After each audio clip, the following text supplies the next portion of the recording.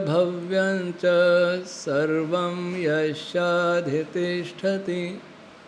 स्वर्यस्य च केवलं तस्मै ज्येष्ठाय ब्रह्मणे नमः।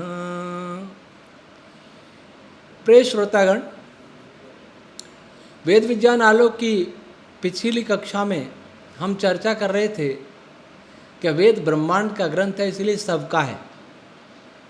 संसार का या ब्रह्मांड का कोई बुद्धिजीवी प्राणी वेद का विरोध कर ही नहीं सकता। बुद्धिहीन तो कर सकते हैं और कर भी रहे, करते भी रहेंगे, लेकिन बुद्धिजीवी, बुद्धिमान व्यक्ति नहीं कर सकता। अब जो हम कह रहे हैं कि वैदिक मंत्रों से, उन ध्वनियों से सृष्टि बनी, तो ये मंत्र इस सृष्टि पर क्या प्रभाव डालते हैं, इसकी आज हम चर्चा करेंगे। आप कोई वेद उठा के देखें, संहिता उठा के देखें, किसी का भाष्य देखें, तो उसमें कई चीज़ें पढ़ने को मिलेंगी। सबसे पहले आता है उसके ऋषि का नाम, कि इस मंत्र का ऋषि क्या है। फिर आता है उसका देवता क्या है। फिर आता है उसका छंद क्या है। फिर आता है उसका स्वर क्या है। ऋषि, देवता, छंद और स्वर। उसके बाद मंत्र आता है। मंत्र में कई पद होते हैं, पदों में अक्षर होते हैं। तो ऋषि क्या होता है? ऋषि जो लिखा है, इस नाम की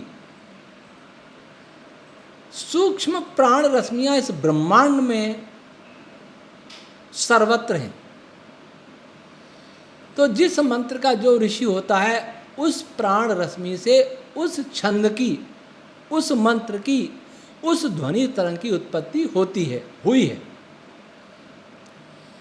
उदाहरण के लिए देखें तो जैसे गायत्री मंत्र है, ओम भूर्भुवः स्वः, जिसको सब जानते हैं, तत्सवितुर्वरेण्यम। इसका ऋषि क्या है? विश्वामित्र। इसका अर्थ क्या है कि विश्वामित्र नाम की कोई प्राण रश्मि इस ब्रह्मांड में विद्यमान है, और यह मंत्र रूपी ध्वनि जब पैदा हुई थी, उससे पहले से विद्यमान।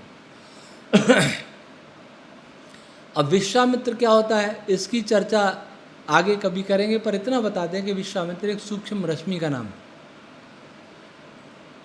फिर भी संकेत करते हैं ओम रश्मि भी विश्वामित्र ऋषि कही जाती है। विश्वामित्र जो सबका मित्र है, सबको आकर्षित करने वाला है, प्रतिकर्षित किसी को नहीं करता, उस प्राण रश्मि का नाम है विश्वामित्र। ऐसा कौन है? ओम। तो ओम रश्मि से गायत्री मंत्र उत्पन्न हुआ है। जितने भी मंत्रों के ऊपर ऋषि के रूप में विश्वामित्र लिखा है, वो सभी ओम रश्मियों से उत्पन्न होती हैं।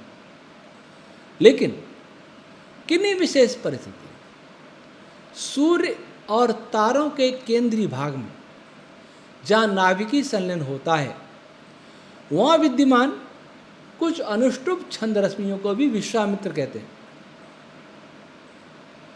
तो वहाँ उन अनुष्टुप छंद रश्मियों से भी कुछ अन्य छंद रश्मि उत्पन्न होती हैं, गायत्री छंद वाली।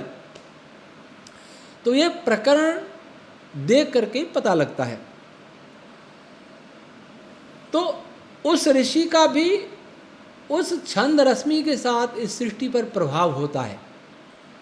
जैसे पिता के गुणों का प्रभाव पुत्र में भी आता है, पुत्री में भी आता है, संतान में। पिता के, माता के, नाना के, नानी के, दादा के, दादी के। वैसे ही ऋषि का प्रभाव लेकर के कोई भी छंद रश्मि या वेद मंत्र उत्पन्न हुआ इस ब्रह्मांड में, हुआ और होता है और होता रहेगा। तो जहाँ जहाँ वो छंद है, जहाँ जहाँ गायत्री मंत्र है, वहाँ वहाँ विश्वामित्र अर्थात ओम रश्मि की विद्यमानता भी है।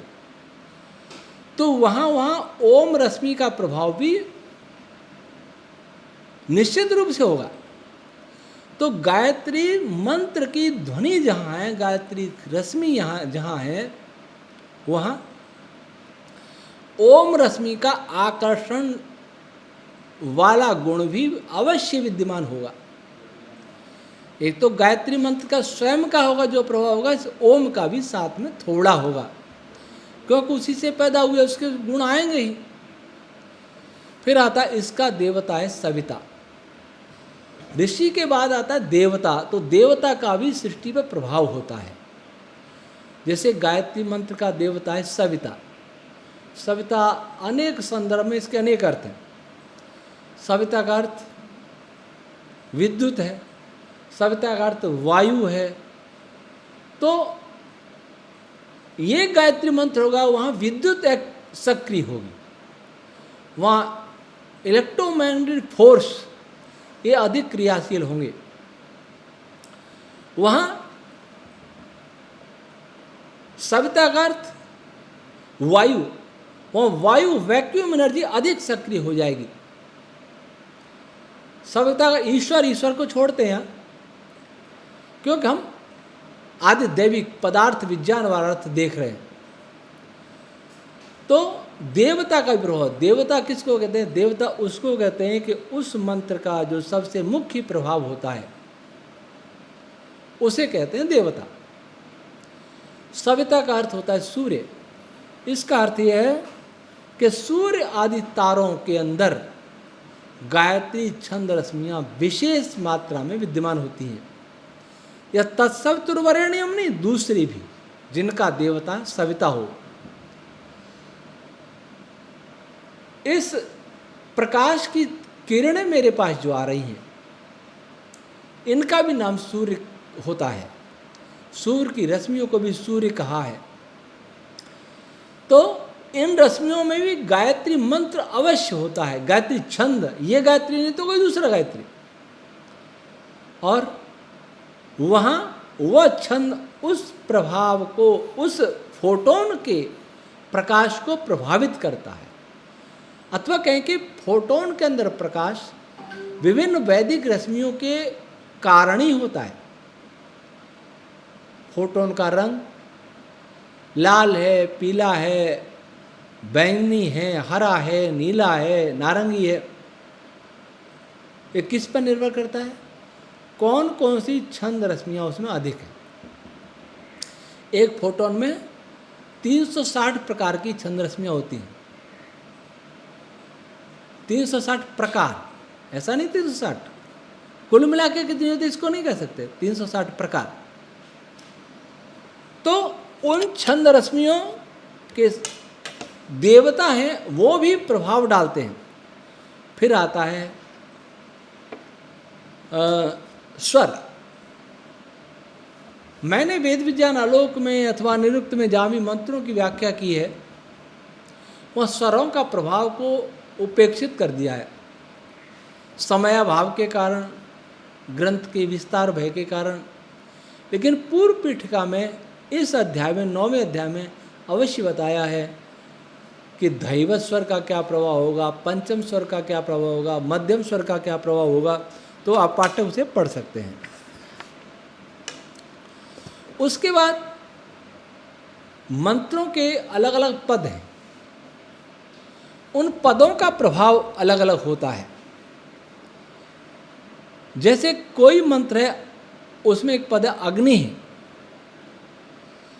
तो इसका प्रभाव होगा अग्नि नामक पदार्थ, फोटोन, सूर्यलोक, जलती हुई ज्वालाएं, ये इस पद के द्वारा, पद जो कि स्वयं भी एक सूक्ष्म रश्मि का रूप है, प्रभावित होंगी। और पद प्रथमा व्यक्ति एक वचन का है तो उसका अलग प्रभाव होगा। प्रथमा विभक्ति द्वितीय विभक्ति एक वचन का है तो उसका अलग होगा। तो विभक्ति और वचन का भी पृथक पृथक प्रभाव होगा। इसमें मैंने उदाहरण से दर्शाए भी हैं। 7 विभक्तियों के एक वचन का प्रभाव दर्शाया है। इसी प्रकार कोई पद है, क्रियापद है, प्रचोदयात है, उसके लिंग और वचन का भी प्रभाव होगा। कौन सा पुरुष है, कौन सा लिंग है, कौन सा वचन है, लिंग नहीं, वचन और उसका पुरुष, प्रथम पुरुष है, मध्यम पुरुष है, उत्तम पुरुष है, एक वचन है, द्विवचन है, इसका भी प्रभाव होगा। इसको हमने इसमें विस्तार से एक एक उदाहरण देके दर्शाया है।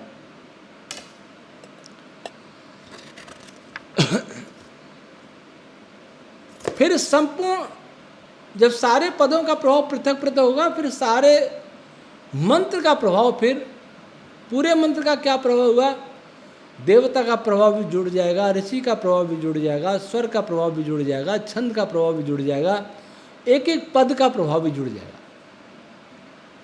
वैसे एक एक वर्ण अक्षर का भी प्रभाव होता है, लेकिन उतनी गहराई में हम नहीं गए, क्योंकि ऐसा गहराई में जाने से हमारा वो भाष्य समाप्त नहीं होता।